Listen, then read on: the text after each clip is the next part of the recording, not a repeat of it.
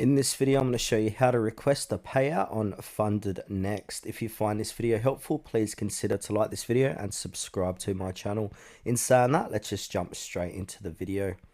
Alright, so before we start, there's some requirements before you can request a payout. So before requesting a payout, make sure you've completed the minimum required trading days based on your account type, reach your profit target for the cycle, and finish your first payout cycle. This varies by plan, but usually ranges from 5 to 21 days after being funded. You must also pass any necessary verification like KYC, especially for the first payout. Alright, in knowing that, we need to go ahead and head over to FundedNext.com. Then from here, you want to go ahead and log into your account. So you want to put in your email and password and then hit login, or you can continue with your Google account. Then from there, simply find the payout tab or section, then click request payout or similar, then enter the one-time code sent to your registered email. Then from there, submit your payout request. You receive confirmation when your request has been processed.